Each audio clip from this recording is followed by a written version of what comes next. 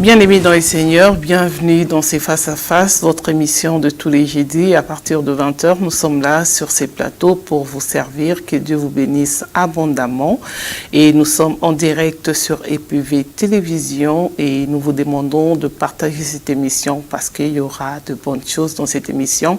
Invitez la famille, invitez des amis, invitez des collègues du travail, invitez parce qu'on a un homme de Dieu qui va nous parler dans un très bon sujet que nous avons choisi pour vous pour ce soir. Cette émission vous est présentée par moi, votre servante Nadine Efwanga, et notre réalisateur et le pasteur Constant Efwanga, ainsi que l'équipe de EPV Télévision. Soyez tous bénis encore et sans plus tarder, nous allons vous présenter notre invité intervenant d'aujourd'hui. Il s'agit du pasteur Jean-Paul Lazma, qui est déjà passé sur ces plateaux de EPV Télévision. Exceptionnellement, ce soir, il a accepté notre invitation pour nous parler d'un sujet.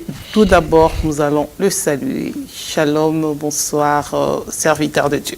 Shalom à toi, soyez béni et que Dieu te bénisse encore abondamment. Je suis très heureux de retrouver votre plateau et de partager la parole du Seigneur.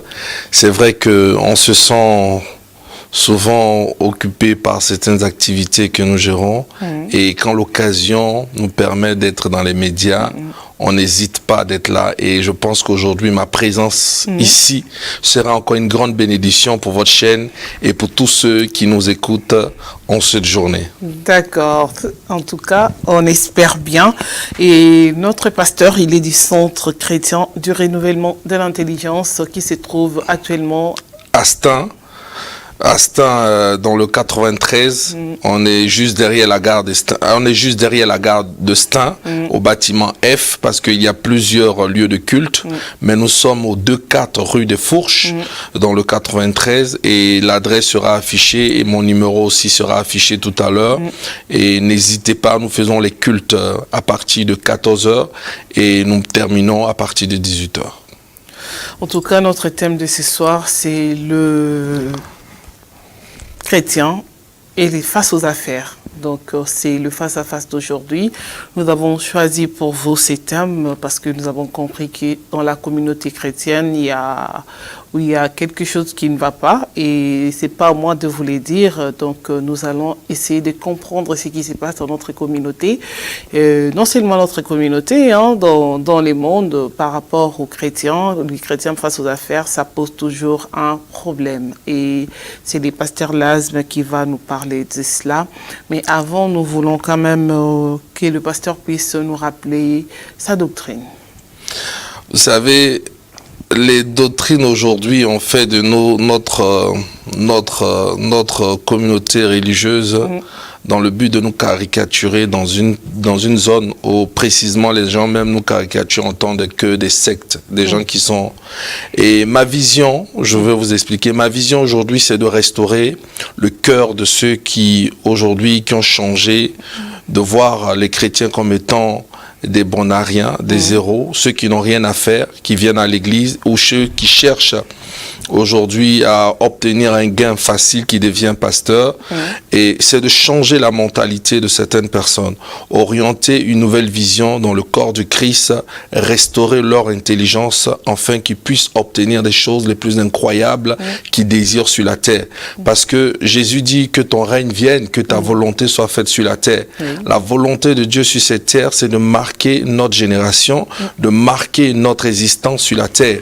Et ma vision, c'est de changer la croyance erronée de cette fausse vision qu'on nous a donnée depuis, je ne sais pas qui nous a donné, mais depuis qu'on vit jusqu'à aujourd'hui, on essaye de pouvoir diminuer notre existence en tant que chrétien et de faire croire qu'on doit aller vite au ciel pour aller voir notre Père Jésus dans le ciel.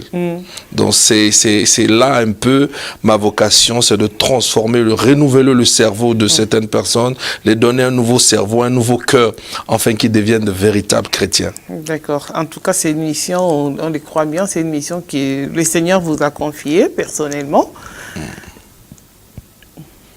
Jedi. Oui, c'est le Seigneur qui me l'a confié personnellement et je l'ai reçu depuis. Je ne suis pas pasteur hier, je suis pasteur depuis l'Afrique et je continue ma mission même étant ici.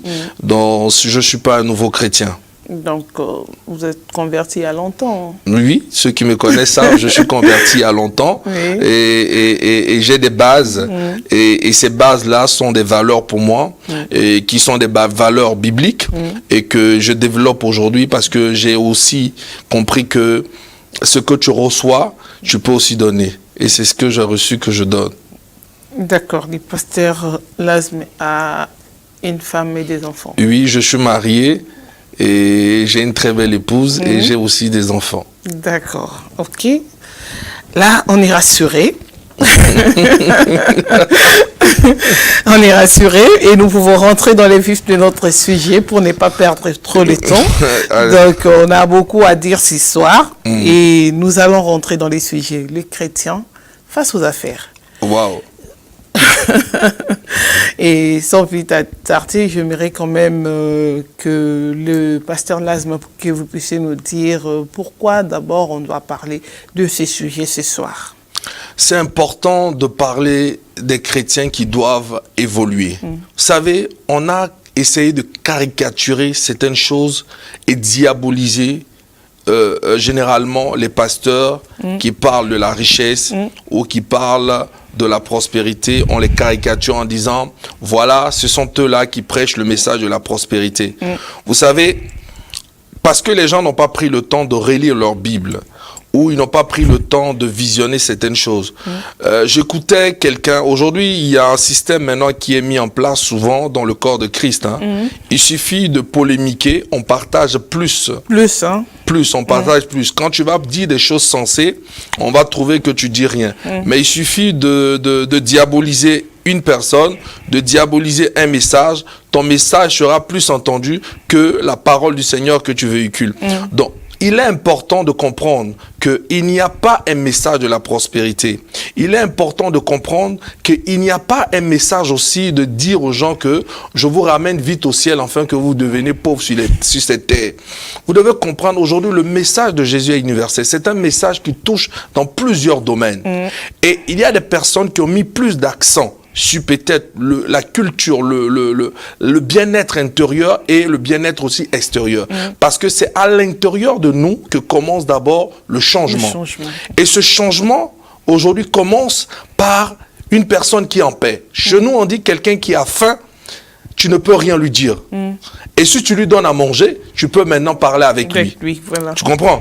Et ce message aujourd'hui, lorsqu'on parle des chrétiens qui doivent entreprendre, ou on parle de la richesse, on parle de pas mal de choses pour faire prospérer les chrétiens, on nous caricature de pasteurs qui prêchent la prospérité, de pasteurs qui fait ceci, de pasteurs qui parlent plus d'argent, et eux-mêmes qui caricaturent ces pasteurs-là, en réalité, ils ont aussi un autre système derrière pour pouvoir récupérer des gains dans le mensonge vis-à-vis de leurs partenaires soi-disant. Mais la parole de Dieu est vraie. Vous savez, je posais la question à un pasteur. Je disais, écoute, prenons un peu l'histoire de Matthieu, le chapitre 26, le verset 11.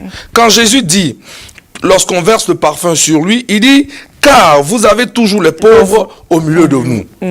Vous avez toujours les pauvres au milieu de vous.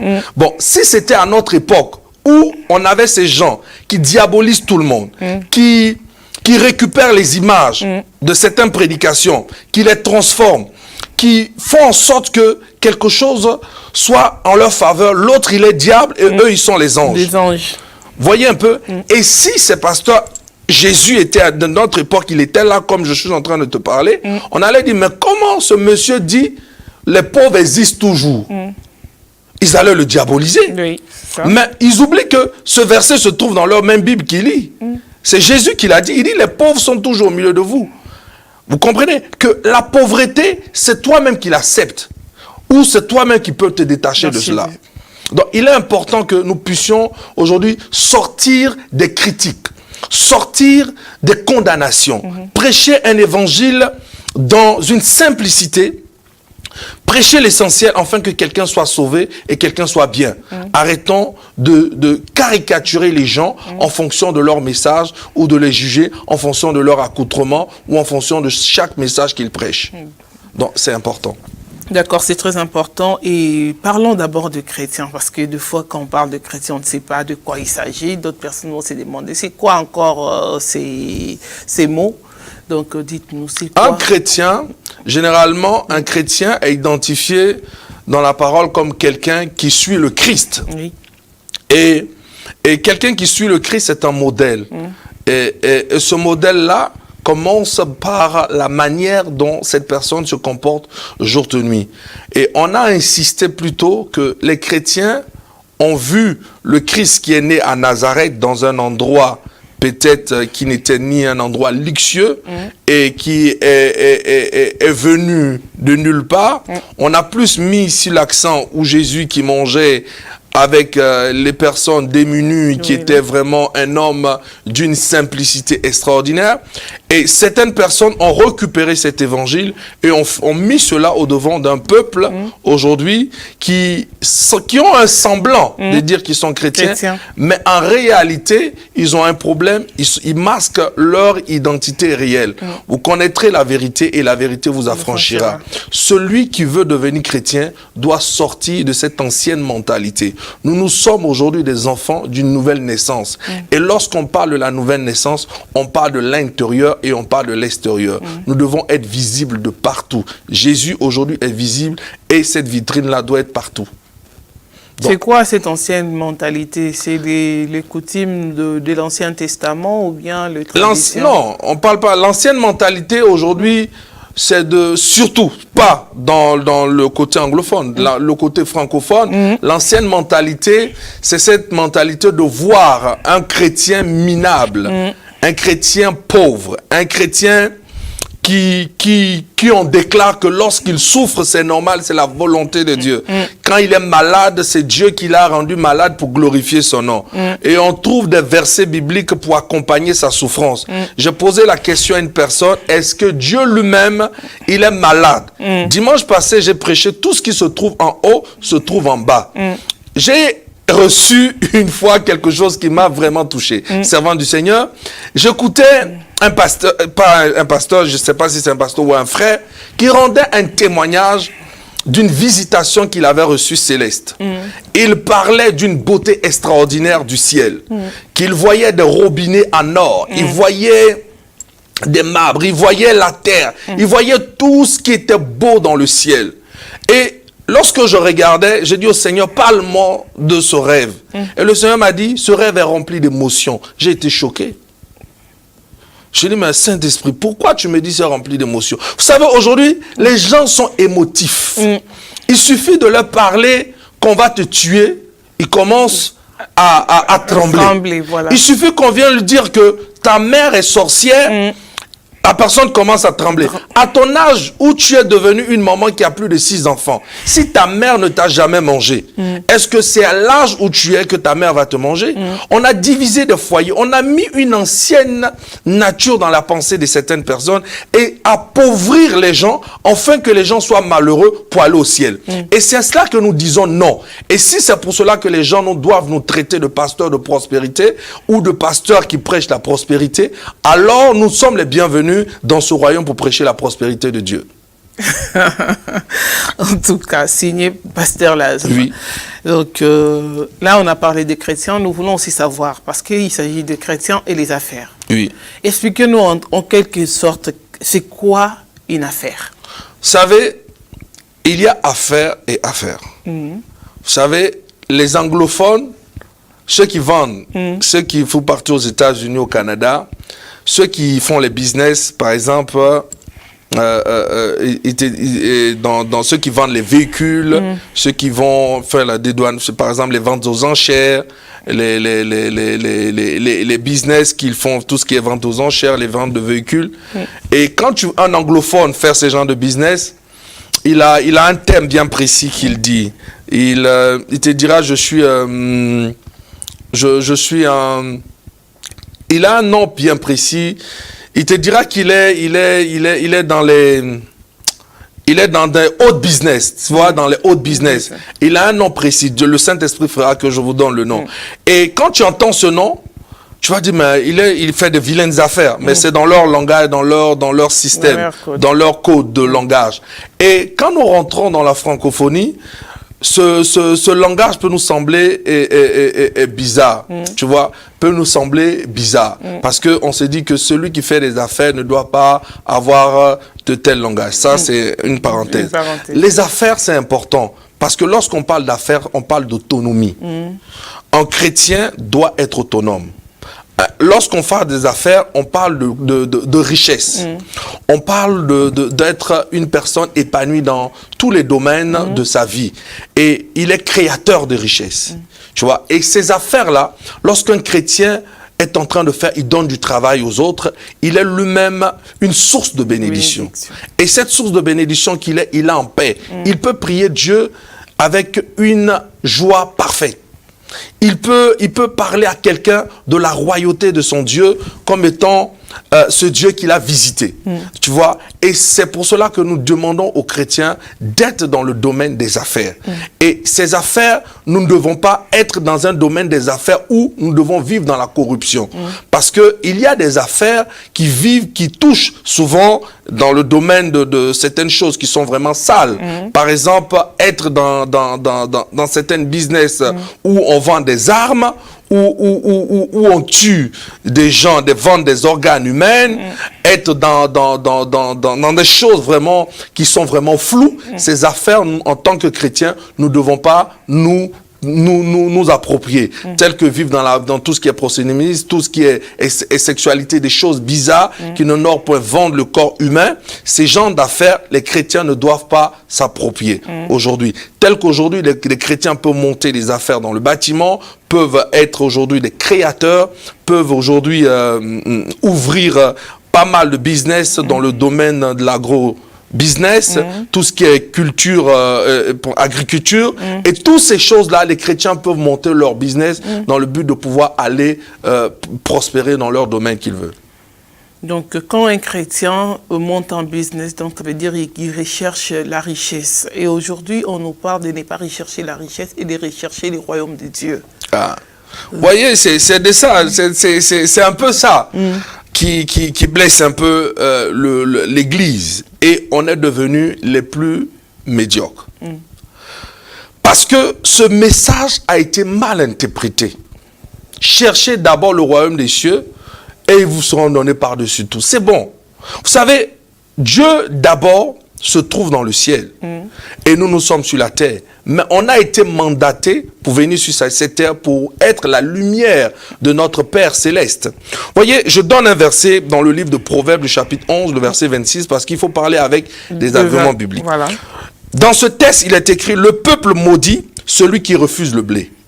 J'ai dit, le peuple maudit, celui qui refuse le blé, mais la bénédiction repose sur la tête de celui qui vend le blé. La bénédiction repose sur la tête de celui qui vend quoi? Le blé. Ça veut dire celui qui fait les affaires. Celui qui est prêt à pouvoir être béni. Celui qui est prêt à pouvoir être autonome. Celui qui est prêt à pouvoir aujourd'hui subvenir aux besoins de ses enfants. Subvenir aux besoins de sa femme. Subvenir aux besoins de sa famille. Imagine-toi, toi une femme aujourd'hui, tu as rencontré un homme, il ne te donne rien. Il ne fait rien pour toi. Il te prend le temps. Et tes enfants même ne vont pas dans les bonnes écoles. Ta vie, en tant que tu dis, tu pries. Quel est ce Dieu? On prie et ce Dieu nous rend misérables et on va aller au ciel aussi, on sera quoi? Béni. C'est faux. Vous voyez, c'est faux. C'est un autre message qu'on nous a donné dans le but de voler notre cerveau. Et on a caricaturé les chrétiens comme étant les hommes les plus nuls, les plus malheureux, les gens qui parlent beaucoup mais ils n'ont pas d'action, les gens qui refusent de s'approprier des grandes choses et qui fuient leurs responsabilités. Et quand on voit un chrétien, il a pour objectif de dire, ah, moi je suis pour le royaume de Dieu, je vais vite aller au ciel. Mais comme je vous ai dit, il y a un monsieur qui avait rendu son témoignage qu'il est allé vite au ciel. Il est allé vite au ciel, il a vu tellement que Tout était beau et il a dit donc nous allons prêcher pour que les gens puissent entrer dans le royaume des cieux. Mais il dit dans son témoignage qu'il a vu des robinets en or. Il a vu tout. Mais est-ce que vous savez que ici sur cette terre, il y a des gens qui ont des robinets en or? Oui. Il y a des gens dans leur maison qui ont des robinets en or. Les toilettes en or. Les toilettes en or. Ils ont toutes ces choses en or. Donc ça ne tonne personne. Déjà, lui, il vit déjà ce qui est dans le ciel sur la terre. Donc cela veut dire que quand un pasteur reçoit de telles visions ou un frère reçoit de telles visions, il doit se dire, mais si j'ai vu toutes ces choses dans le ciel, c'est que cela aussi peut se trouver quoi? Sur la terre. Mais comment ramener les choses du ciel sur la terre? C'est là l'objectif qu'on doit avoir pour un chrétien.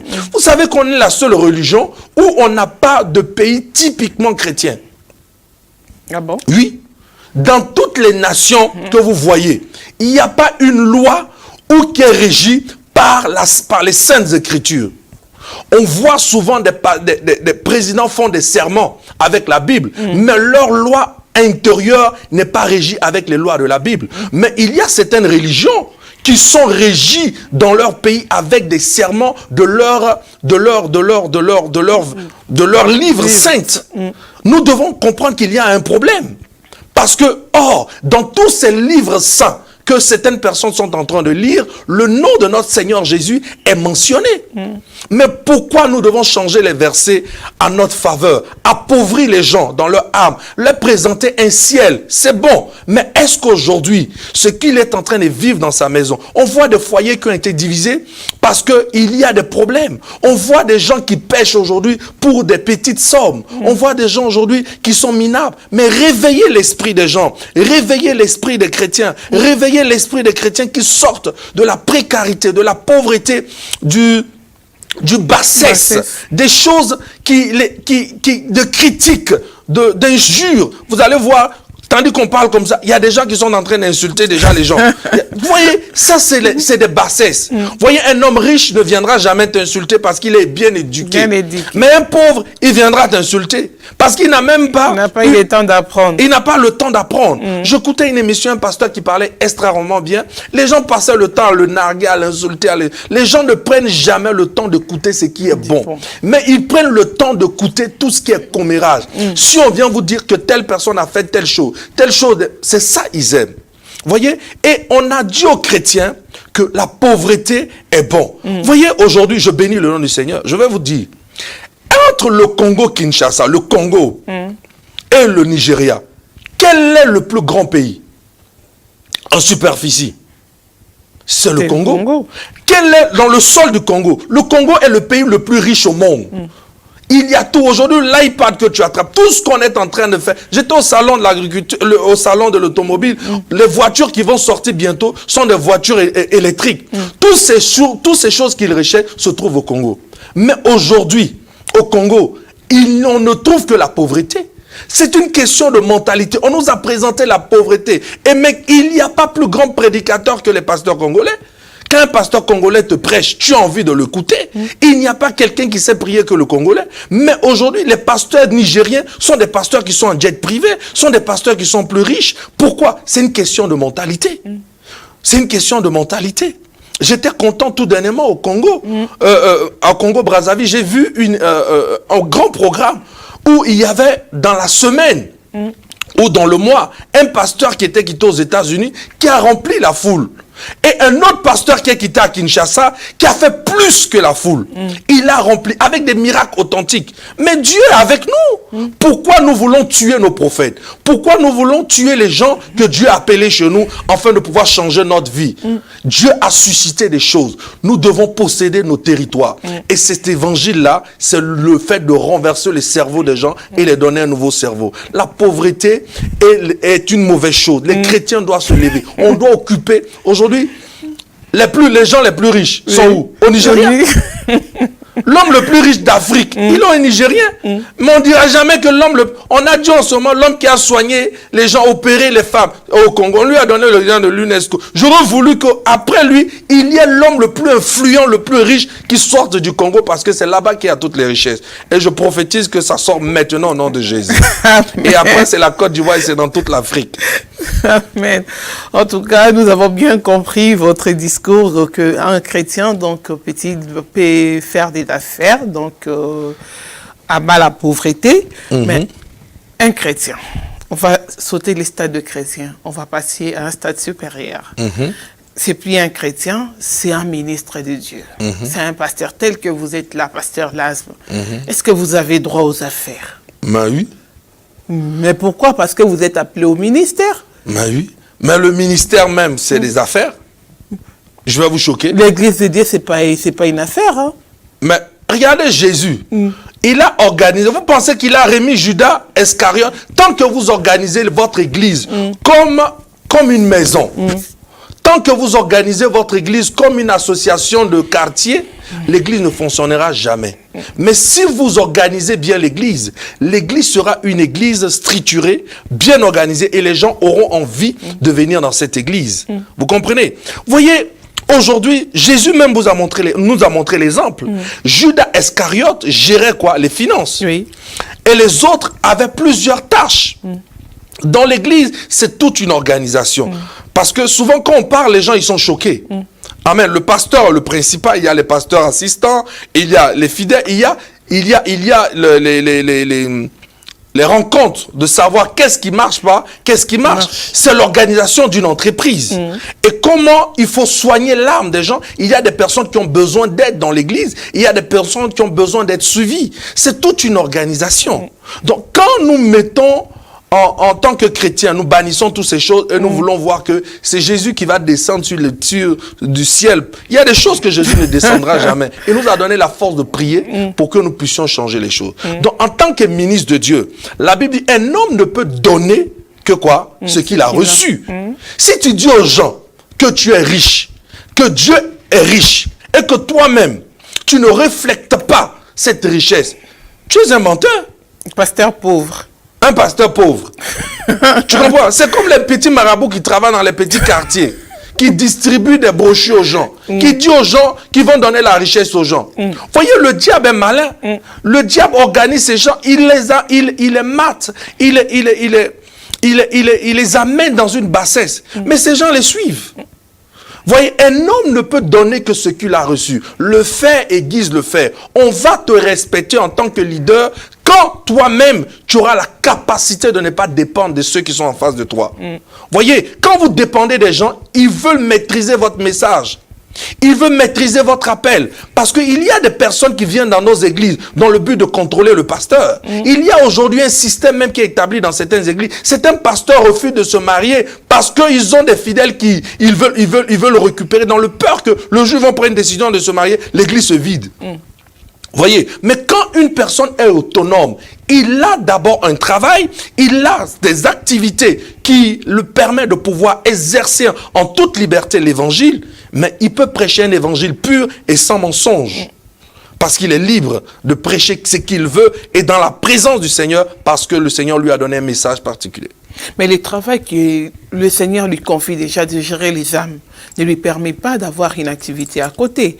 Quand on fait des affaires à côté, ça veut dire qu'on n'aura pas bien, on va pas bien exercer son ministère. Oui, vous me parlez d'un truc qui est bien précis. Vous savez, arrivé un moment, il y a un qui va prendre le dessus.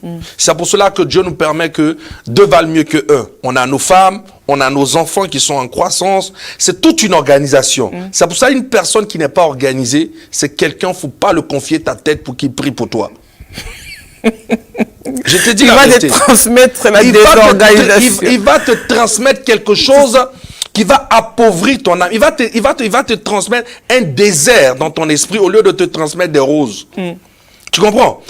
Il y a quelque chose qui est important. Une personne qui n'est pas organisée, c'est quelqu'un de dangereux. Voyez, tout est une organisation. Voyez, c'est pour ça que Dieu mettra une femme auprès de toi. Dieu mettra tes enfants qui vont commencer à grandir. Dieu te mettra des personnes auprès de toi. Et ces personnes vont soutenir la vision, afin que toi, parce que on est en train d'inculquer. Vous savez, aujourd'hui, beaucoup de personnes sont en train de quitter aujourd'hui le métier noble d'être pasteur pour devenir des coachs. Pourquoi? Parce qu'ils ont compris une chose, qu'ils préfèrent être des coachs pour aller enseigner autre chose dans le but de donner des bien-être aux gens. C'est faux. Je suis pasteur et je resterai pasteur à vie. Coach de quoi? De foot? Non, les coachs qui donnent vous voyez, les semblants, des coachs qui transmettent le bien-être aux gens dans le but de les galvaniser, d'être les gens bien portants. Ils donnent, au fait, ils chauffent la pensée des gens sans l'esprit. Mais nous parlons avec l'esprit et ça marche. Et parce que nous savons que nous avons reçu un mandat divin. Et tout ce qui est divin a une force spirituelle pour changer les circonstances et les temps. Vous comprenez?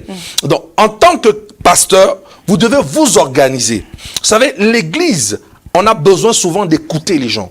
On a besoin de prêter attention à la vie de certaines personnes. Il y a des gens qui vivent dans un moment de dépression. Il y a des gens qui vivent dans un moment d'angoisse. Dans leur couple, ça ne va pas. Et si souvent nos affaires priment dessus, on ne peut pas les faire face. Donc c'est une question d'organisation. Donc pour ça qu'un pasteur, que les affaires souvent peuvent prendre plus de temps, il y a une petite faute qu'il est en train de commettre, parce que les affaires, il doit peut-être déléguer certaines tâches. Vous savez, Moïse, arrivé un moment, avait tout pris sur sa charge. Il y a eu que son beau-père, Jéthro, puisse lui dire, écoute Moïse, tu as tout géré, c'est bon. Parce que Dieu t'a mandaté, mais voilà comment tu dois organiser les choses pour que tu sois bien. Et c'est ainsi que Moïse a pu organiser les choses d'une manière extraordinaire. Quand une personne est remplie d'une organisation, les choses sont d'une manière parfaite. Rien ne domine l'autre parce qu'il sait gérer les choses. Et moi, je pense qu'un pasteur peut faire les affaires, mais il doit organiser les choses en sorte que les affaires ne puissent pas dominer le sacerdoce. Aujourd'hui, pasteur, quand un homme de Dieu, un ministre de Dieu devient riche, on dit tout simplement qu'il a plongé, il a touché au fétiche, il est allé voir ailleurs. Donc, est-ce qu'aujourd'hui, nous avons deux ministres de Dieu riches, bénis dans les seigneurs? Et est-il autorisé à un ministre, parce qu'on dit toujours errer les pauvres en esprit en vérité, donc ça veut dire qu'un ministre faut chasser ce verset biblique là dans ton esprit. C'est ça qui nous a créé des problèmes. On est là, errer les pauvres en esprit, vous hériterez le royaume des cieux. Et aujourd'hui on vit ça constamment. On vit ça constamment. Les gens méprisent. Vous savez, aujourd'hui, c'est pour cela, amenez vos enfants à l'école. Vous voyez, on parle de tout ce qui est mépris aujourd'hui. On parle de tout ce qui gêne la société. Les gens qui ne respectent pas les couleurs de peau. La Bible, il n'y a ni grec, ni juif, ni ceci, ni congolais, ni ivoirien. Mais toutes ces choses se passent dans notre esprit et c'est ce que nous reflétons qui peut créer notre lendemain. C'est pour cela, amenez vos enfants à l'école. Donnez-leur les meilleures écoles. Et les meilleures écoles vont se faire quoi? Parce qu'aujourd'hui, il y a des écoles qui coûtent cher. Et si toi, le père, ne faites pas les enfants pour les faire, mais faites en sorte que vos enfants occupent la meilleure place avec l'argent que Dieu va vous donner pour que demain, ils vont défendre la cause de votre vie. Un homme comme Martin Luther King, il a prophétisé. Il avait tous les moyens qu'il faut. Aujourd'hui, imaginez-vous, si simplement sa prophétie, Dieu est dans sa prophétie. Si Barack Obama, si aujourd'hui Michelle Obama, ces gens n'étaient pas allés à l'école, ils n'avaient pas les moyens nécessaires, on ne les avait pas poussés, ils n'avaient pas été poussés dans leur vie, est-ce qu'ils allaient être présidents aujourd'hui? Non, on ne peut pas rester dans son bas quartier et croire que Dieu viendra nous enlever. Non. Mais on a quand même des exemples, et quand même en Afrique on le voit, même si on n'a pas été à l'école, on peut devenir. Aïe, aïe, aïe, c'est très extraordinaire. On peut, et puis, laissez-moi vous dire, la richesse, ce n'est pas simplement aller à l'école. Parce que la richesse, tu peux ne même pas avoir le baccalauréat, être riche. Aujourd'hui, nous voyons, ceux qui sont devenus les plus riches en ce moment, le patron d'Amazon qui a détrôné le patron de Zara, et nous voyons aujourd'hui celui d'Alibaba, qui est AliExpress, qui n'a pas fait d'études, qui a échoué, qui a travaillé même chez KFC en Chine, qui est devenu aujourd'hui l'homme le plus influent, malgré qu'il n'ait jamais allé à l'école. Aujourd'hui, il est devenu un conseiller des gens, des ministres anglais. Pour vous dire qu'on n'a pas besoin simplement d'aller à l'école, mais c'est important. Ne dites pas que de ne pas aller à l'école pour que les gens commencent à aller chercher l'argent au lieu d'aller à l'école. Parce qu'aussi, il y a des contrats, il faut savoir lire pour pouvoir signer des contrats. C'est important de connaître au moins le b.a.-ba de ce que tu veux faire et le Seigneur va renouveler ton intelligence. Parlons maintenant de ce que tu viens de dire, c'est important. Vous savez, en Afrique francophone, on a un problème. On voit trop le diable. J'explique. En Afrique francophone, on voit trop le diable. Si un pasteur ici se met en train d'expliquer les choses du diable, tu as l'impression qu'il a déjà vu Satan et tout ce qu'il fait. Voyez, on glorifie plus le mal. Le mal a été mis dans l'esprit des gens plus que le bon. Voyez, on est allergique aux gens qui ont l'argent. On a allergie, surtout souvent les nouveaux chrétiens ou les anciens chrétiens. Quand quelqu'un commence à être bien, on voit le diable, on voit qu'il est allé sacrifier les gens. Vous savez, il y a des gens qui le font. Mais moi, je pense que Dieu peut bénir une personne. Dieu peut donner de l'intelligence à une personne. Mais Dieu ne donne que les minimums vitaux pour que tu puisses survivre, puisque tu puisses avoir un lendemain. À quoi ça sert? Parce qu'on dit on amasse ces trésors là-haut, pas ici. Quand Dieu te bénit, c'est pour que toute ta communauté soit bénie. La Bible dit dans le livre de Genèse, le chapitre 13, le verset 2, la Bible dit que Abraham était riche. Il était prospère. Enfin, le nombre de tes brebis était symbole de ta richesse. Aujourd'hui, c'est le nombre de tes chiffres en compte qui symbolise ta richesse. Si on dit que le mec d'Amazon est devenu l'homme le plus riche, c'est parce que dans son compte en banque, il y a beaucoup. Amen. Est-ce que tu comprends? Voyez, quand tu deviens riche, tu crées la richesse dans ta communauté, tu crées la richesse dans la vie de certaines personnes, tu les rends heureux. Aujourd'hui, tu peux descendre dans une ville, donner de l'argent aux orphelins, changer leur vie. Après, on va te tuer. Qui va te tuer? C'est parce qu'on voit le diable partout. On ne tuera personne. Là où tu es, la personne va te tuer. Le Seigneur veille sur toi. La Bible dit, l'ange de l'Éternel campe autour de ceux qui le craignent. On va dire, il se croit pour Dieu, pour nous donner. Mais crois-toi, mais nous sommes des dieux. Nous sommes des dieux sur cette terre. Personne ne pourra te... Tant que tu vas croire qu'un sorcier est capable de te tuer, il te tuera.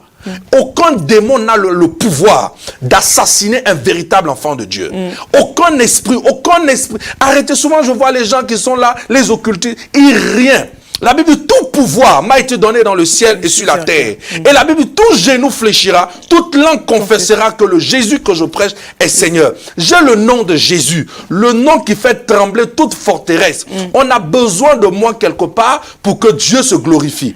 La Bible dit qu'un homme s'appelait Nebuchadnezzar. Vous voyez, le roi Nebuchadnezzar était ce roi-là qui a eu un rêve. Personne ne pouvait interpréter. Alléluia. Personne ne pouvait interpréter. Qui a interprété ce rêve? C'est Daniel. Daniel a eu le mystère d'interpréter. Et il a reconnu que le Dieu de Daniel était le véritable. Quand tu te frappes la poitrine et que tu te dis que ton Dieu est puissant, il faudrait que quelque part on reconnaisse en acte que ton Dieu il est puissant par ta manière de devenir et par ta manière de fonctionner. Nous ne pouvons pas dire que Dieu il est grand, Dieu il est puissant, et nous allons voir des gens qui vivent dans la misère, dans le truc, et voir que l'argent appartient seulement au diable. Qui est le diable? Dites-moi. Le diable n'a rien créé, ce n'est qu'un imitateur. Mais il est descendu avec tout, Dieu lui a tout donné. Qui vous a dit ça? Vous avez pris des clichés et que ces clichés vous ont montré des photos que le diable est descendu avec les richesses. C'est des fausses idées. Il est descendu avec l'or, avec les diamants. Vous avez pris les clichés. Vous avez vu l'or du Congo dans sa main? Vous avez vu l'or de l'Afrique du Sud? En plus, il était tombé là-bas quand il était jeté là. Vous voyez, la Bible, il est tombé comme un éclair. C'est le seul verset qui m'a plu, cette partie. La Bible, il est tombé comme un éclair. Vous voyez, quand l'éclair, il est tombé. Le diable est tombé, et il a été écrasé, et Dieu l'a dominé. Les chrétiens ont peur de prendre les responsabilités. Vous voyez, les chrétiens, lorsqu'on lui parle, ils commencent à voir le diable. Surtout, on a un slogan sans effet. Sans effet. Toi, tu viens me tenter. Il y a des chrétiens, on les tente à tout moment. Ils deviennent eux-mêmes des tentateurs. voyez, on voit le diable. Joseph était au milieu de Pharaon. Est-ce que Joseph a touché les fétiches de Pharaon? Voyez, Moïse a été élevé chez Pharaon, mais il a reconnu son identité. Un vrai chrétien qui a la sémence de Dieu en lui est intouchable. Alléluia. Un vrai chrétien qui a la sémence de Dieu en lui est intouchable. Vous savez, un jour, quelqu'un m'a dit une chose. Pourquoi nous ne voulons pas aller vers vous les pasteurs? Nous ne voulons pas vous écouter. Parce que vous voyez toujours le mal partout. Arrêtez de voir le mal dans le corps des gens. Mais parce qu'il y a effectivement, il y a aussi les mal, pasteur. Vous voyez, le mal existe lorsque tu pourras présenter. Dieu t'a déjà donné le pouvoir de guérir. La guérison est à l'intérieur de tout un chacun. Quelqu'un qui vit dans des rancunes, quelqu'un qui vit dans la jalousie, quelqu'un qui vit dans la colère, quelqu'un qui vit dans l'impudicité, dans l'adultère, est en train de détruire son corps. Quelqu'un qui vit dans l'alcool, quelqu'un qui vit dans tout ce qui est vilain. S'il tombe malade aujourd'hui, il va dire que c'est le diable. C'est lui-même qui a créé son propre mal. C'est le diable qui lui a donné cette envie-là de détruire son corps. Ah, laisse le diable là où il est. Parlons de Jésus qui est glorieux. Voyez, ne voyons pas le mal. Voyez, on donne l'argent tous au diable. On donne l'argent. Ah, si aujourd'hui un homme réussit, on lui dit sa réussite, ça vient du diable. Un chrétien peut réussir. Un chrétien peut réussir. Et un chrétien a l'obligation de réussir. Le diable ne fait pas réussir quelqu'un. Quand le diable te fait réussir, il te mate, il te méprise. Il permet même que tu sois le plus zéro après. Mais quand Dieu te lève, tu es heureux, tu partages, tu es béni et on sent, alléluia, que tu es en train de créer des richesses. Vous voyez, en tant que chrétien, nous devons comprendre que le diable ne peut pas nous influencer. Arrêtez de voir les gens. Souvent, quand on voit un chrétien commence à avoir beaucoup d'argent, ah, lui, là, il allait toucher les fétiches. Et c'est devenu autre, ça devient même, on commence à dénigrer des personnes, souvent même qui n'ont jamais touché à ces choses. On commence à donner des noms à des gens. Souvent même, il y a des gens, même le diable ne les connaît même pas. C'est pour une manière de te choquer. Il y a des gens, le diable ne les connaît même pas. On commence à leur donner des valeurs. Oh non, il a fait ceci pour devenir telle chose. Il y a des gens qui n'ont rien fait. Ils sont devenus d'une manière naturelle. Vous savez, l'aima attire le fait d'une manière naturelle. La richesse, quand c'est à l'intérieur de toi, ça vient d'une manière naturelle. Vous voyez, il y a des gens qui sont nés bénis. Tout ce qui touche les réussit. Vous voyez, Isaac, il est né béni. La Bible dit que lorsqu'il creusait les puits, malgré que ses ennemis venaient fermer les puits, il creusait un autre, il y avait de l'eau qui sortait. C'est quelqu'un qui est béni d'une manière naturelle. Il y a des personnes qui doivent être bénies d'une manière naturelle. Et ces personnes-là qu'on diabolise. C'est pour ça qu'ils ne viennent pas dans nos églises. C'est pour cela qu'ils se cachent. Vous voyez, ceux-là qui sont dans les loges, souvent ils ont envie de sortir. Mais vous pensez qu'ils partent dans ces loges, pourquoi? C'est pour sécuriser leur argent, c'est pour sécuriser leurs biens. Parce qu'on les chasse. Vous voyez une fille qui est là-bas, qui veut sortir de son impudicité, de son adultère, et qu'à chaque moment tu es en train de la condamner. Elle veut venir vers toi, accueille-la avec un amour. Ne essaye pas de la diaboliser. Nous devons donner un message d'amour et de réconfort. Arrêtons d'attribuer la richesse au diable. Je vais vous choquer. Je lisais une fois quelque chose dans un livre qui m'a vraiment touché. Vous savez que la richesse de Salomon, il partait piller en Afrique. Donc ce n'est pas, oui, ce n'est pas maintenant les gens ont commencé à voler l'Afrique. La richesse de Salomon venait de l'Afrique. Il envoyait les gens aller prendre son or en Afrique. Et aujourd'hui, il est reconnu dans l'homme de la Bible, l'homme qui a beaucoup d'or. Mais la science, je lisais un documentaire qui prouvait qu'il envoyait des gens, 6 jours, ceux qui lisent, qui ont cette télé chez eux, sa richesse venait de l'Afrique. Nous les Africains, on voit le diable partout. Quand quelqu'un veut mettre une organisation en place pour avoir beaucoup d'argent, ou il commence à avoir de l'argent, il a sacrifié des gens. Ou quand quelqu'un a un palu là-bas, oh, sa tante veut le tuer pour avoir l'argent. Vous voyez, à force de voir ces choses, on a frustré ces gens. Et ces gens-là, on a permis à ceux qui se retrouvent dans l'autre camp. Nous devons ramener les gens dans les parvis. Nous devons dire aux gens que le diable n'a pas de place. Dieu peut te rendre riche. Dieu peut bénir quelqu'un. Et Dieu peut sécuriser la richesse d'une personne. Vous comprenez? Donc arrêtons de pouvoir voir le mal dans la vie de nos familles. Vous savez, il y a des familles qui ont été divisées parce que tout simplement, on a vu que telle personne veut manger l'autre. Ou telle personne, il a acheté sa nouvelle voiture parce que il veut sacrifier telle personne qui a commencé à avoir le palu. C'est-à-dire, dans la famille, tu n'as pas le droit d'avoir telle chose. Tel que tu commences à avoir, on dit, ah, il est allé voir quelqu'un pour tuer. Surtout, ces 2 jours-là où on voit le diable partout dans la famille. Mais aujourd'hui, si tu ne pries pas et que tu es béni, ça veut dire que tu as touché à quelque chose. Quand le soleil arrive, voilà. Quand le soleil arrive, tu intercèdes pour que le soleil arrive? Eh bien non. Donc, dans la vie, il y a des gens qui sont bénis d'une manière naturelle. Ce n'est pas seulement ceux qui sont à l'église qui ont une intelligence pour être bénis. Il y a des gens que Dieu bénit d'une manière naturelle. Vous voyez, la Bible dit que Abraham a béni Melchisédek. Mais quand nous lisons l'histoire de Melchisédek, la Bible dit que Melchisédek n'avait ni père ni mère. Il ne le connaissait même pas. Il a béni Melchisédek. Il y a une grande révélation. Quand Jésus change l'eau en vin, les gens ne comprennent pas ce message. Nous devons changer notre situation à partir d'aujourd'hui. Dieu peut bénir n'importe qui. La Bible dit que... Oh my God. Vous voyez, il y a un verset qui me plaît. La Bible dit, si vous ne m'adorez pas. Jésus dit, si vous ne m'adorez pas, je vais susciter des pierres. Les pierres, c'est qui? Ça peut être quelqu'un qui ne connaît pas Dieu. Et la plupart même de ceux qui ne connaissent pas Dieu respectent plus les hommes de Dieu que ceux qui connaissent Dieu. Ils respectent plus les pasteurs que ceux qui connaissent Dieu. Moi, je connais un monsieur par qui Dieu, j'ai passé pour prier pour lui, qui n'est pas chrétien, mais aujourd'hui, il est devenu chrétien. Il respecte les hommes de Dieu, avant même qu'il ne soit chrétien. Aujourd'hui encore, il l'a amplifié.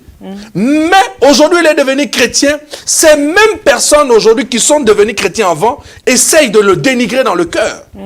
Il a dit, mais attends, moi j'étais dans le monde. Je respectais les pasteurs, mais je suis venu dans le monde, j'ai l'impression qu'entre eux-mêmes, ils ne se respectent pas. Voyez un peu, c'est ça la faiblesse de notre corps. C'est ça aujourd'hui, c'est qu'il y a de mauvais. Dieu peut bénir tout le monde. Alléluia. Mais comment tu vas conserver ta bénédiction? C'est pour cela que je dis que quand le soleil arrive, le soleil, c'est pour tout le monde. Oui. Donc quand la bénédiction arrive, la bénédiction, c'est pour tout le monde. Voyez? Donc, que Dieu vous bénisse.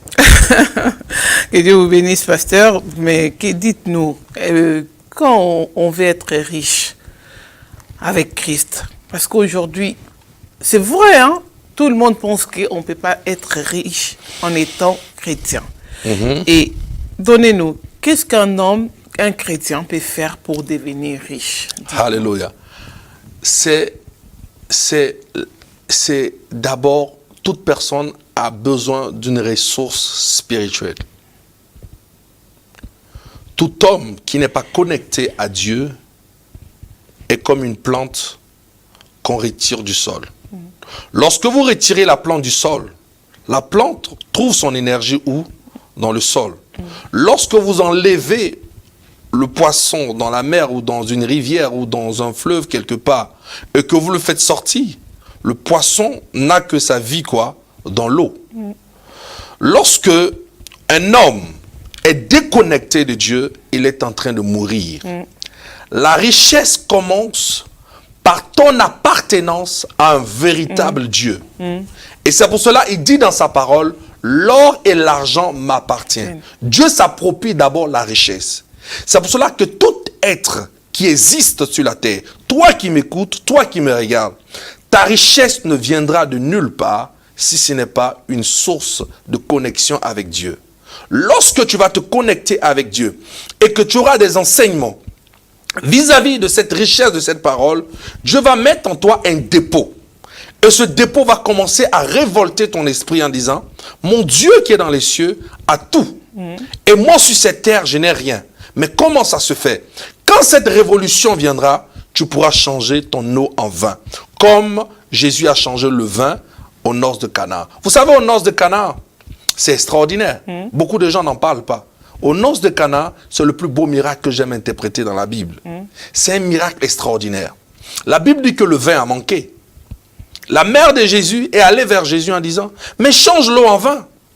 Mais comment ça se passe?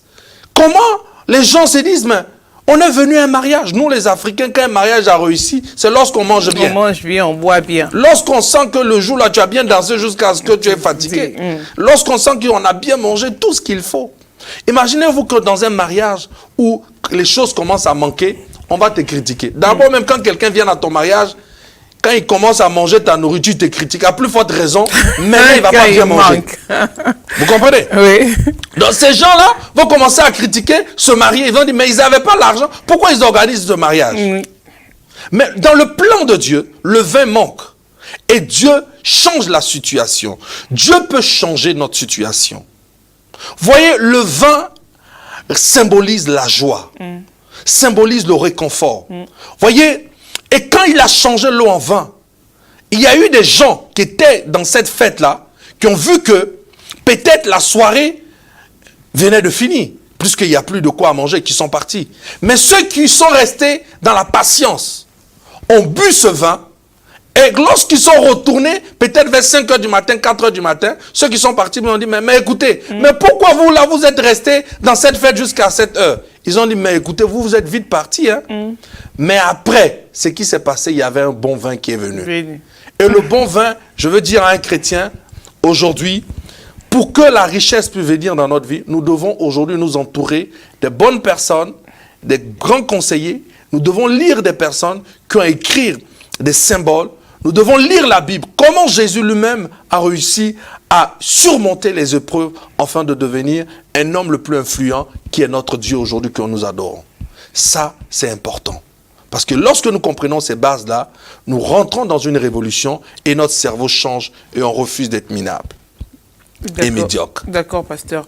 Est-ce que peut-on devenir riche en rejetant la richesse des autres? Parce qu'il y a d'autres personnes, quand ils voient quelqu'un qui est riche, on attribue l'occultisme, on attribue autre chose. Non, c'est qu'il a fait ceci, c'est là. Est-ce qu'on peut soi-même devenir riche? Ce que tu condamnes, tu n'auras jamais. C'est des lois. Si tu maudis une personne, la Bible dit que les muets ont des oreilles. C'est la Bible qui le dit. Il dit, si tu critiques le roi, fais attention de peur qu'il entende. Tu comprends? Il ne faut jamais critiquer celui qui a plus que toi. Il faut le bénir. Vous savez, quand le bonheur arrive chez ton voisin, sache que c'est un signe pour toi que demain pour toi arrive. Quand aujourd'hui, quelqu'un a une grande chaîne de télé, je bénis le nom du Seigneur parce que dans ma vision, je sais que j'aurai une petite chaîne de télé.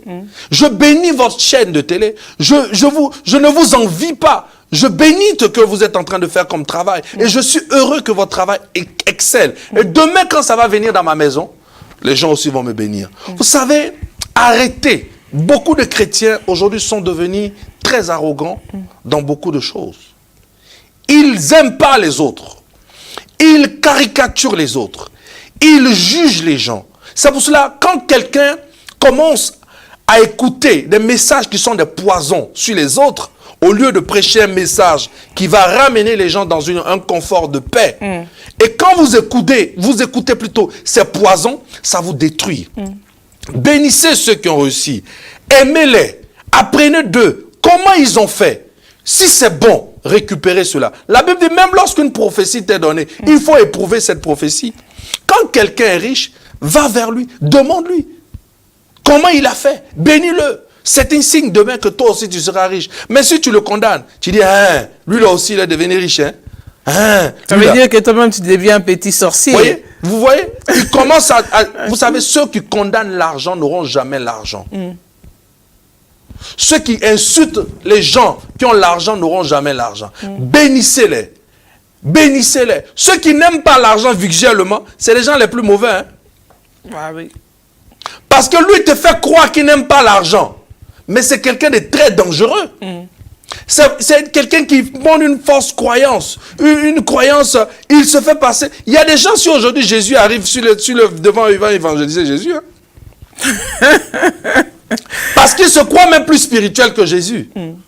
Voyez, gardons cette harmonie, gardons cette paix, bénissons ceux qui ont réussi, aimons-les. Vous savez, il y a des gens qui veulent venir dans notre communauté. Il y a des gens qui veulent venir parce que j'écoutais un témoignage d'une sœur qui a été guérie d'une manière extraordinaire par notre merveilleux Seigneur Jésus. Ces gens sont en train de publier. Jésus fait des choses extraordinaires. Les gens veulent venir vers nous, mais c'est notre manière d'agresser les gens. C'est notre manière de véhiculer les choses. C'est notre manière de caricaturer les gens. C'est notre manière de vouloir trouver le diable dans la vie de ceux qui ont réussi. Ceux qui ont réussi, c'est une bénédiction. La Bible dit que Job était l'homme le plus influent de l'Orient. Tout le monde l'aimait. Le jour où il a perdu, sa propre femme a dit, mon ami, maudit Dieu meurt. Ça vous dit que la richesse là, c'est bon. Ça amène même ta femme à te respecter. Ça amène ta femme à te respecter dans la maison. Quelqu'un dit Amen. Donc nous disons aux gens, aujourd'hui, cherchez un bien-être qui va vous faire du bien. Aimez le Seigneur Jésus. Croyez qu'il peut vous bénir. Ne maudissez pas ceux qui ont déjà réussi. Non, ne tuez pas vos frères qui ont déjà réussi. Dieu peut vous faire réussir. Quand tu vois ton frère qui a réussi, bénis Dieu au lieu de l'envier. Quand tu vois ton frère à une grande église, bénis Dieu parce que demain aussi, Dieu fera de toi un grand. Mais on est rentré dans un esprit de jalousie, de rivalité, de voir les gens qui ont réussi comme étant des gens qui ont touché les démons, comme si Dieu ne peut pas faire réussir quelqu'un. Comme si c'est le diable qui est capable de faire réussir quelqu'un. Vous voyez, le diable ne peut pas faire réussir quelqu'un. Celui qui est capable de faire réussir quelqu'un, c'est Dieu. Et c'est durable. Vous voyez, moi en tout cas, je n'ai jamais encore rencontré quelqu'un que le diable a fait réussir. J'ai rencontré les gens que Dieu a fait réussir. Et c'est des bonnes personnes. Ah bon? Oui.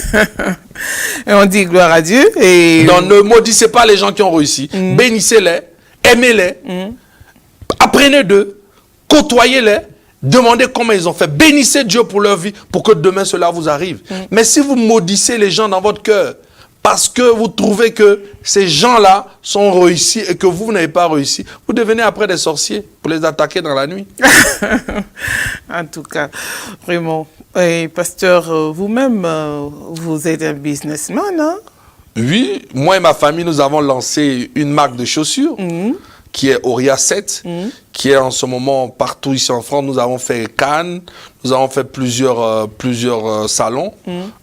C'est normal. Nous avons lancé bientôt. Aujourd'hui, nous savons des gens portent des marques, des gens, ils donnent beaucoup d'argent à ces marques de luxe et derrière, qui font n'importe quoi. Aujourd'hui, nous-mêmes, nous avons créé une marque de chaussures et de sacs on achète dans les mêmes usines que là où les gens y fabriquent. Donc, ça veut dire que on est aujourd'hui dans le top, bientôt on sera dans le top 5 des meilleures ventes ici en France. Amen. Que Dieu soit loué. Donc, ça veut dire que, étant pasteur, vous réussissez quand même les affaires. Mais oui. Si je ne réussis pas, je vais prêcher quoi? C'est pour ça que tu m'as invité. Et la misère de pasteurs qui n'arrivent pas à payer leur loyer et ils doivent faire de combines pour payer les loyers parce qu'ils n'ont rien, ils n'ont pas d'affaires. Leur affaire, c'est de soutirer l'argent chez le peuple de Dieu. Mais c'est pour ça qu'il faut venir qu'on se voit, on puisse parler, on puisse mettre un mouvement en place. Il faut que les gens comprennent quelque chose avec Dieu. Dieu est intelligent. C'est pour cela que le nom de mon église s'appelle le Centre chrétien du renouvellement de l'intelligence. Quand tu arrives dans mon église et que tu étais bête, tu deviens intelligent. Quand tu arrives dans mon église et qu'on t'avait tellement escroqué mentalement, tu es révolutionné. Tu commences à voir grand. Parce que je te donne un nouveau cerveau. Je te donne tous les outils qu'il faut dans la parole du Seigneur afin d'être un leader dans le domaine incontournable de ta vie. Tu deviens un chrétien redoutable. Tes yeux s'ouvrent. Personne ne peut t'influencer. Tu deviens un véritable gagnant. Parce que tu es né pour gagner. Tu es né pour remporter des batailles. Tu n'es pas un chrétien qu'on méprise. Tu n'es pas un chrétien qui voit simplement les démons l'attaquer la nuit, qui voit les maris de nuit te poursuivre. À partir d'aujourd'hui, tu vois Dieu se manifester dans ton sommeil. Parce que tu vis la plénitude, la sainteté de Dieu à l'intérieur de toi. Est-ce que tu comprends? Donc, écoutez. Là, lorsque nous voyons aujourd'hui certaines personnes soutirer de l'argent, voyez, c'est de la bassesse. C'est de la bassesse. Dieu, il est grand. Et c'est pour ça que quand même tu vas prêcher l'évangile, même si les gens ne viennent pas au culte, tu te dis, Dieu va me bénir la semaine. Parce que tu sais que tu es déjà heureux dans ton corps. Voyez? Et aujourd'hui, les gens n'aiment pas suivre les gens qui disent les vérités comme moi. Ils aiment aller là où on les flatte, là où ils sont émotifs, là où on voit les mamans qui veulent les manger, on voit les papas qui veulent les poursuivre la nuit, on voit la sorcellerie dans telle région de leur famille, on voit les choses. Et lorsqu'on voit, voyez, une fois, une soeur était venue me voir et me dit que non, on l'a dit, elle a un esprit de célibat. J'ai dit, et vous n'avez pas chassé l'esprit de célibat? J'ai prié pour elle, je crois que Dieu chasse toutes les choses. J'ai dit, est-ce qu'à l'instant où je vais prier pour toi, est-ce que tu crois que l'esprit de célibat va partir? Elle dit au nom de Jésus, pasteur, je crois. Maintenant, je lui ai posé une question parce que Dieu est en train de me révéler. Je lui ai dit, maintenant change ton comportement. Voyez, un homme ne pousse pas une femme qui a un mauvais comportement. Un homme épouse une femme qui a un bon comportement. Vous comprenez? Et le caractère d'une personne, lorsqu'un homme te pousse, c'est parce que tu as un bon comportement. Vous comprenez? Là, quand tu vas rentrer dans le foyer et que l'homme va rester avec toi longtemps, ce n'est pas une question d'esprit de célibat. Parce que tu auras changé ton caractère. Parce que quand tu as un mauvais caractère, tu iras d'homme en homme et de femme en femme. Parce que tu n'as pas pris le temps de transformer ton intérieur. C'est pour cela qu'il faut enseigner aux chrétiens, avant de les chasser les démons, qu'ils changent leur manière de voir les choses. Une personne qui est dans des choses louches, qui n'est pas stable mentalement, est un danger pour un mariage. Est un danger pour une femme. Quand il est là, on dit non, c'est parce que son père était célibataire ou bien sa mère était célibataire. Non. Avant de chasser les démons, parlez les gens d'abord et on commence à chasser les démons. Quand ton corps va être bien, ton cerveau sera bien, les démons vont partir librement. Parce que la Bible dit que lorsque Jésus a trouvé cet officier, qu'est-ce que Jésus a dit? Il a dit, je veux manger chez toi. Le monsieur a dit, non, Jésus, ne te déplace pas. Dis simplement quoi? Un mot. Et Jésus dit, je n'ai trouvé aucune foi en Israël qui soit plus grand. Le centenier. Voyez? Or, la Bible nous dit que Abraham était le père de la foi. Bon, si Jésus dit, depuis qu'Israël existe, je n'ai jamais vu aussi grande foi, ça veut dire que cet homme a dépassé Abraham. Or, ce centenier n'était ni chrétien. Ce centenier n'était ni juif. Il était l'adversaire de Jésus. Mais comment cet homme, Jésus a retrouvé une grande foi? Dieu cherche les gens qui ont la foi. Dieu cherche les gens qui comprennent aujourd'hui, qui peuvent changer la situation au travers d'une parole que Jésus va libérer. Et tu reçois cette parole automatiquement et ta vie change au nom de Jésus. Amen. En tout cas, nous avons épuisé notre temps. Je crois encore que Pasteur Laz a beaucoup de choses à nous dire. Alléluia. Donc, on ne sait pas si la grâce de Dieu nous permettra. Il reviendra dans cette émission pour encore vous parler d'autres choses, vous ajouter. Donc, lui-même, c'est un businessman. Donc, c'est pourquoi il nous parle aussi de cela. Mais ça n'affecte pas sa foi. Hein. Lui, au moins, il réussit. Donc, ne sois pas tout le monde a appelé à réussir dans tous les domaines. Parce que Jésus a réussi. Oui. Jésus vous voyez, la Bible dit qu'il vient de Nazareth. Les Juifs vont dire, qu'est-ce de bon qui peut sortir de Nazareth? Tout être humain sur cette terre est né pour réussir. Est né pour réussir. Aucun démon, aucune force occulte, aucune forteresse n'a le pouvoir de nous ralentir. Vous savez, Dieu va faire de nous, dans ces derniers temps, des personnes qui seront au sommet. Des personnes qui vont renverser les montagnes les plus extraordinaires. Et c'est pour cela qu'il est écrit dans sa parole, c'est le fait qui aiguise le fait. Venez vers moi. Venez vers la parole. Venez écouter un évangile qui va faire de vous des chrétiens qui vont posséder des territoires et des terres. J'étais à une conférence. Un homme de Dieu est venu, il a dit, je suis fatigué de travailler pour une société. Pasteur, qu'est-ce que je peux faire et que d'ici 5 ans, d'ici 10 ans, je puisse être autonome pour pouvoir servir mon Dieu librement? J'ai dit, voici quelqu'un qui veut changer de vie. En tout cas, il n'y en a pas beaucoup. Et que Dieu vous bénisse. Hein. Merci beaucoup. Merci beaucoup. Merci d'être venu. Merci aussi pour l'apport que vous avez venu rajouter dans le cœur disponible ce soir qui nous ont suivis. Et j'espère que vous avez été bénis par ces messages. Et pour finir, nous allons demander au pasteur Lazme de prier pour le peuple qui nous ont suivis ce soir. Soyez bénis, vous m'avez écouté. Je suis votre serviteur. Peut-être dans tout ce que j'ai dit, il y a d'autres qui ont été concernés, il y a d'autres là, peut-être ont été froissés parce qu'ils vivent une situation. Je veux dire que il n'y a pas de condamnation. Je ne suis pas venu froisser quelqu'un qui n'a pas encore eu une solution. Je suis venu encourager une personne. Je ne suis pas venu changer les versets bibliques parce que je n'ai pas le pouvoir de les changer. Je suis venu dire que nous faisons partie d'un corps où nous devons changer notre manière de penser. Des gens sont en train d'aller de l'avant, tel qu'aujourd'hui, les anglo-saxons sont en train de prendre des territoires. Et nous, dans la francophonie, au Congo, en Côte d'Ivoire, dans tous les pays francophones, on est dans des luttes, dans des doctrines, dans des bassesses et dans des pétichettes pour pouvoir accuser ou essayer de voir l'autre, il est bon pasteur, l'autre, il est mauvais pasteur. Jésus dit dans sa parole, lorsqu'on parle de la sémence des livraires, la Bible dit qu'ils sont venus lui dire, mais au maître qui a planté la sémence, mais tu as sémé le matin et nous avons constaté que le matin et dans la nuit, il y a eu quelque chose qui a poussé l'ivraie. Jésus, donnant ces paraboles, a dit, laissez pousser les deux ensemble.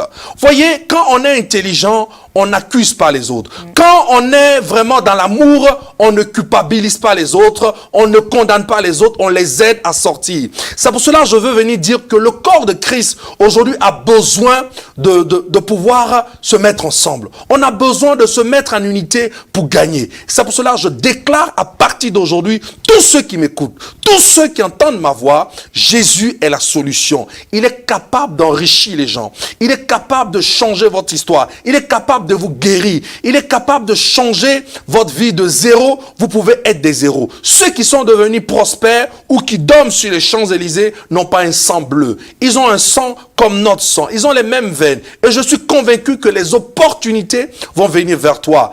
Attends le temps de Dieu. Crois, évolue, cultive-toi. Lis des livres sur ceux qui ont réussi. Écoute la parole du Seigneur chaque dimanche et je t'invite à nos programmes chaque vendredi à partir de 19h qui est intitulé « Je suis un champion dans la prière pour changer ma situation ». C'est à Stein. Derrière la gare de Stein, vous cherchez le bâtiment F. Mon numéro sera tout à l'heure donné sur les chaînes. Appelez-moi et nous allons travailler ensemble afin de pouvoir faire sortir certaines personnes des difficultés. Et le dimanche, nous prions à partir de 14h. Venez massivement car le temps est arrivé que les chrétiens bousculent tout et nous allons posséder des territoires les plus extraordinaires. Que Dieu vous bénisse, que la grâce et la paix soient sur vous. Je prophétise que vous dormiez bien. Je prophétise que la maladie disparaît. Si je parle à quelqu'un qui est malade en ce moment, s'il a mis la main là où il est malade, le mal part et qu'il viendra rendre témoignage dimanche. Que là où il est, s'il souffrait, il attendait une bonne nouvelle qui devait arriver, que cette bonne nouvelle arrive. Que s'il recevait seulement les mauvaises nouvelles dans sa boîte aux lettres, qu'à partir d'aujourd'hui, que ces mauvaises nouvelles disparaissent. Que d'ici samedi, qu'il ait de bonnes nouvelles dans son téléphone, les bonnes nouvelles dans sa boîte aux lettres et qu'il soit béni au nom de Jésus-Christ de Nazareth. Amen. Amen, amen. Merci, Pasteur Lasme. Que Dieu vous bénisse abondamment. On espère vous revoir bientôt. Et que Dieu bénisse tous les peuples de Dieu qui nous ont suivis ce soir. C'était votre servante Nadine Efwanga qui a présenté pour vous cette émission. Et nous avons eu pour thème J'espère que vous avez donné mon numéro. Votre numéro est affiché sur les écrans. Okay. Donc, ils sont les numéros. Donc, nous avons parlé de chrétiens et les affaires. Et l'homme de Dieu a essayé d'expliquer en long et en large, vous qui n'avez pas suivi, mais peut-être que vous nous avez retrouvé à la fin, revoyez ces vidéos, vous allez voir qu'il y a de bonnes choses dedans et Dieu vous bénira. Et abonnez-vous aussi sur notre chaîne YouTube, que Dieu vous bénisse abondamment. Nous sommes là 24/24 en train de diffuser en direct et merci surtout à ceux qui partagent nos vidéos et à ceux qui nous suivent massivement. Que Dieu vous bénisse abondamment. Continuez à soutenir cette œuvre. N'hésitez pas à nous contacter. Nous avons toujours besoin de vos soutiens. Continuez à nous contacter pour encore vous donner plus de satisfaction. Que Dieu vous bénisse et on se retrouve jeudi prochain dans cette émission. Au revoir.